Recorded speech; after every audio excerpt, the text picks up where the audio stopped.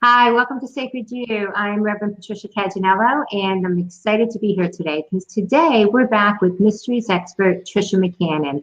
And today we're going to be discussing the Mysteries of Ancient Egypt course and a super big topic, Osiris and who the ancient god of Egypt and who he was and all about him. So welcome, Tricia McCannon, back to Sacred You.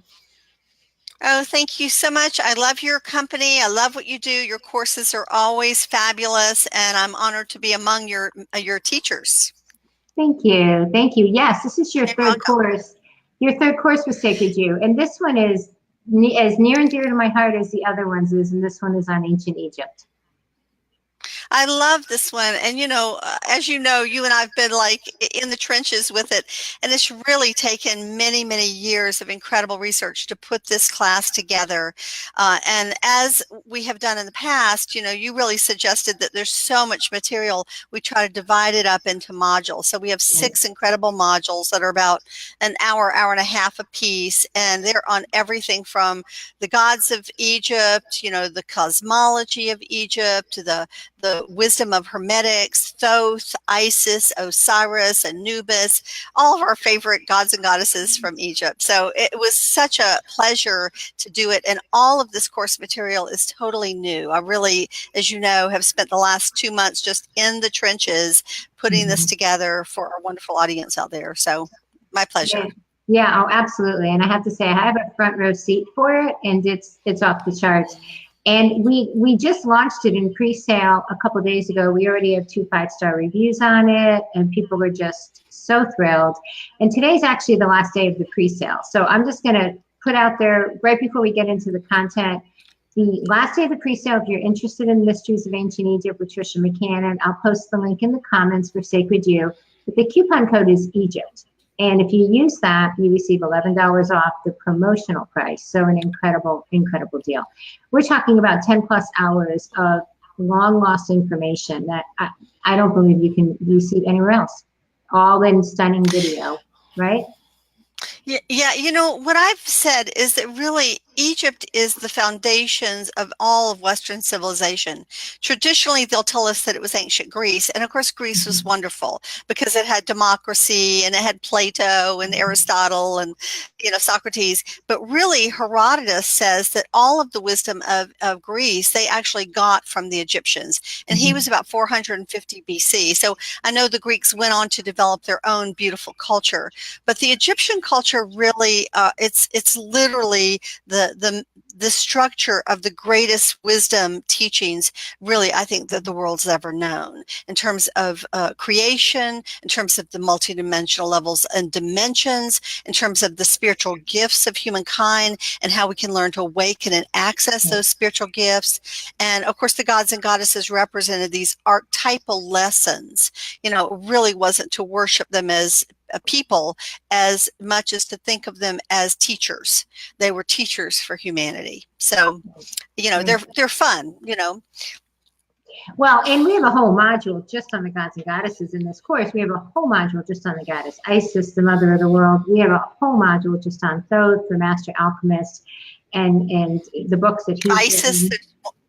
One on Isis, right? Yes. And we go into the Egyptian Book of the Dead, and we go into the Hermetica and the Kabbalion. These are all of these ancient wisdom teachings that Thoth gave us. It was said that Thoth actually wrote some 36,000 books during the course of his life. But at the time of Clement of Alexandria, about 100 AD, there were said to be 42 still in the Library of Alexandria. Today, we only have 4 or 5 of those. And of course, they're very deep and profound books about, the nature of reality, the nature of the soul, how to learn to soul travel and shift your consciousness into the higher realm. So, of course, we get into talking about those during the course of this whole journey. We do, and the Emerald Tablets by Thoth also. And the Emerald Tablets, exactly. And the Emerald Tablets. But today, what we're going to concentrate on in this Facebook Live, and I'm so excited, is one of the main gods of Egypt, really kind of the father figure, right? And that's Osiris. And so, Tricia, who is the god Osiris from ancient Egypt? Well, Osiris was the husband of Isis. And, the classic trinity in Egypt, there were many trinities, but the one that's the most important was the divine father, divine mother, and divine child. Because, of course, we can notice in nature that that's what it takes to make a child, is that balance between the two. So who was playing those roles in Egypt was Isis as the mother, Osiris as the father, and Horus as the son. But at an even deeper level, Osiris really was the totally balanced male. He was the divine archetype he was both lunar and solar. He wasn't just solar out there, as we think of a lot of, like Jesus was thought of as a solar lord. And many of the great lords in the past, like Mithra they were all solar. Osiris was both solar and lunar, so he was very balanced, and he was a humanitarian. After the Great Flood that took down Atlantis about 12,000 years ago, he traveled the world for 450 years, feeding people, bringing them seeds, bringing them tools, teaching them how to grow their own crops. So this is why he was known as the green god, or the god of fertility. It wasn't that he was running around having sex. It was that he was bringing life back to communities around the world. And of course, Isis stayed in Egypt to really reestablish civilization there. And she herself was amazing. But Osiris, like Jesus, had a lot of similarities. He was a lover of humanity. He healed others. He had a love of music, and he traveled to help humanity. But then in the end, he was taken out by the dark forces. He was taken out by Set, who was his jealous half-brother, who really wanted, his kingdom, wanted his wife, wanted all the power. And Isis, in the stories of Egypt, actually resurrected him through the power of love, and was able to conceive Horus as a result.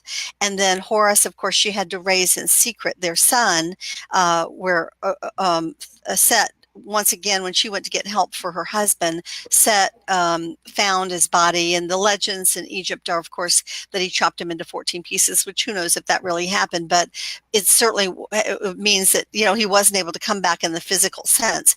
So Osiris then assumed the position in Egyptian cosmology as being the Lord of Light in the halls of heaven.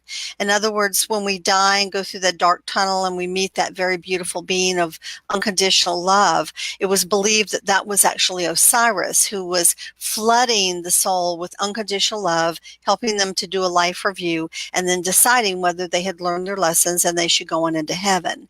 So he sort of plays the same position that Jesus does when Jesus says in the Bible, in the New Testament, no one comes to the Father but through me.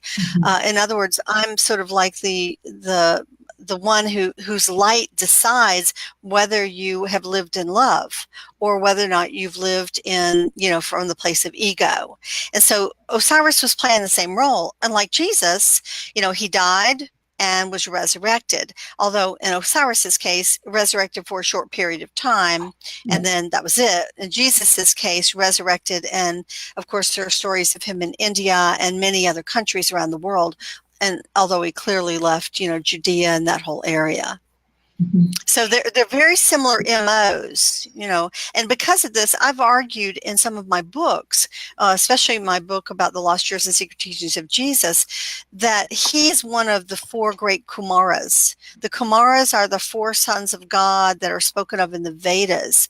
And these are said to be incarnations really of the divine father energy that periodically come to earth, and they each have a different MO, even though they're said to be the deathless quadruplets. In other words, they source from the same place. So one of them, Thoth, I believe, was one of the Kumaras. He came to set up the mystery schools and teach humanity.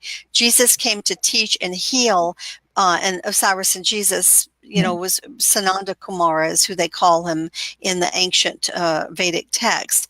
Sananda Kumara basically gives his life and sacrifices himself for humanity, only to be reborn. So he's the ever-renewing phoenix energy. And Osiris, of course, was associated with the phoenix. Jesus is associated with the phoenix. Their archetypal symbols are very much the same. They were both associated with the lion, the great lion of God, which, of course, course, got passed down from Osiris into the Jewish culture and became the house of Judah, the house of the King David. King Solomon, their symbol was also the great lion of God. And of course, Jesus assumed that title. And the same thing with colors. Osiris's colors were green for fertility and growth, and black for the same reasons, because of the black silt that came down the Nile during the flooding season that produced all this rich topsoil. So those became the colors of the house of David, and then they became the colors of the house of Jesus.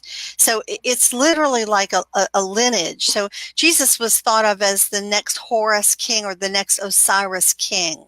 Horus would have been the king after Osiris, that was Osiris's son, that came to kind of set things right in the world, to take the power back from the dark lord Set, or Set's name was actually Setu, which is where we get Satan today. It all goes back, and of course we don't even know all this. We've like been programmed in a particular way thousands of years later, where we have remnants of these truths, but we don't know where they source from. We don't really understand the deeper story behind it, and that it's describing this profound cosmic drama.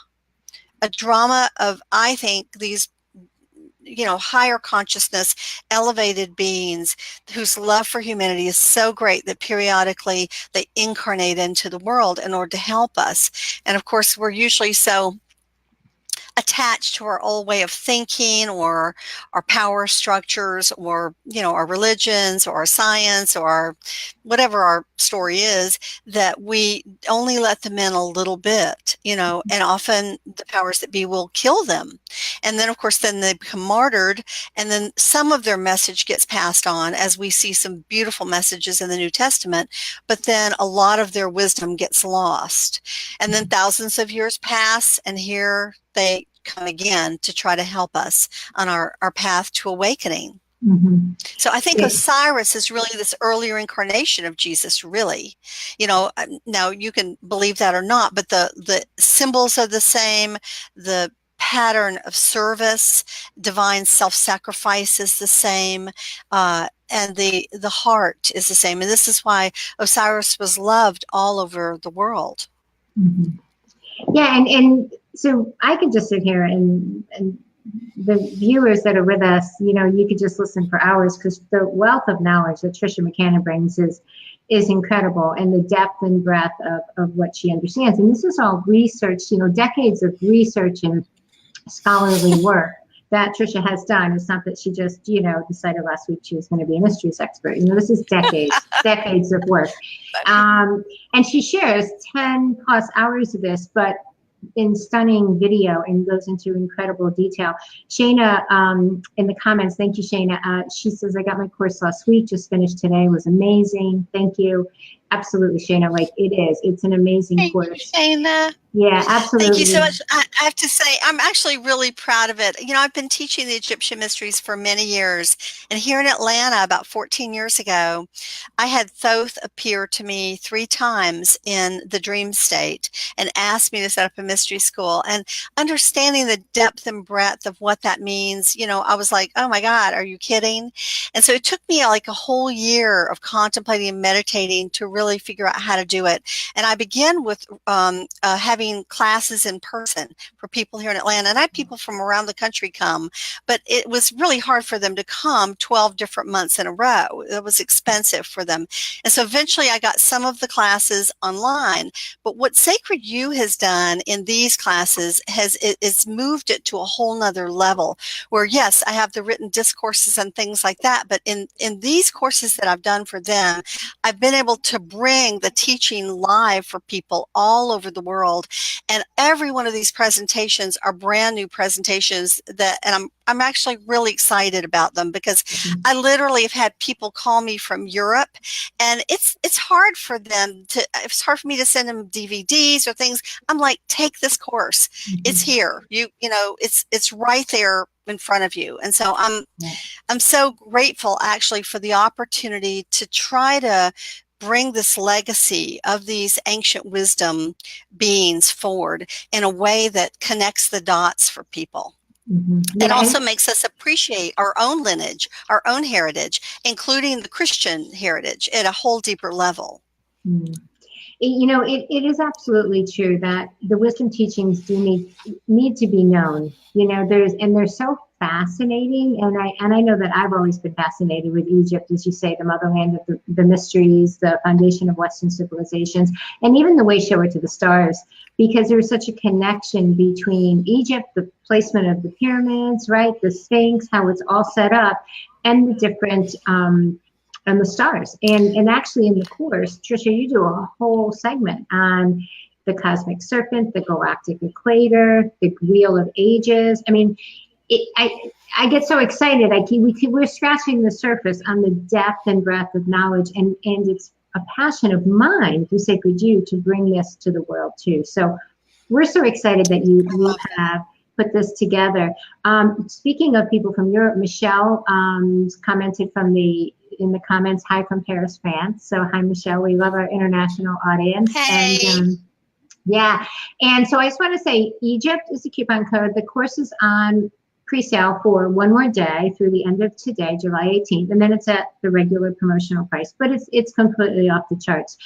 All video, and even the lion. Let's just talk about the lion just for a second. One of the symbols of Osiris, one of the symbols of Jesus. There's an entire module on hermetics and so many of the different symbols.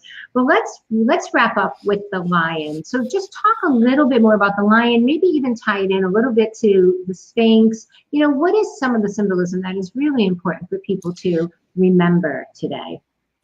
One of the things that you should understand about Egypt is that everything was created on at least 3 levels. And so there are always like 3 levels of meaning. And the lion, we can think about it, he's the king of beasts, right? We all know that, king of the jungle, you know, the what's that wonderful Disney movie? So we know he's the king, okay? But at another level, when you look at the constellation of Leo, the lion, it's the one constellation that's ruled by the sun. All the other 11 constellations have planets that rule them, or the moon that rules it. So the sun, of course, is a symbol of illumination, of light, of the light that allows our world to have life. It's the inner light within each one of us. It's the symbol of enlightenment.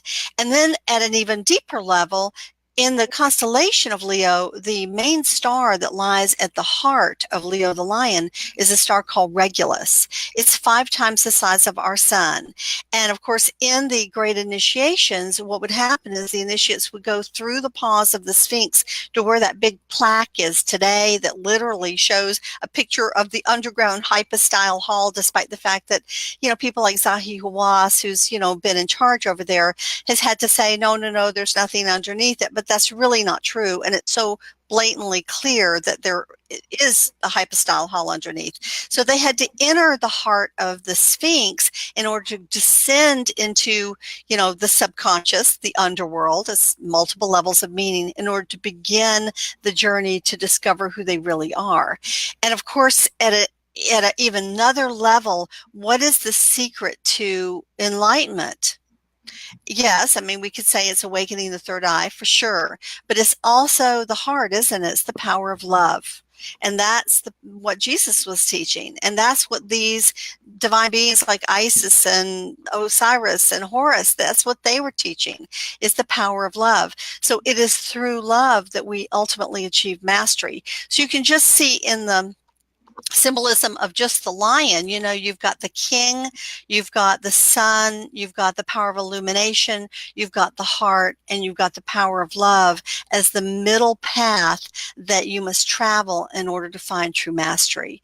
So that just shows you one hermetic symbol of many, many, many that we talk about in the course. So yeah, and it's a perfect one to wrap up with and to end with the lion and the power of love, the power of enlightenment.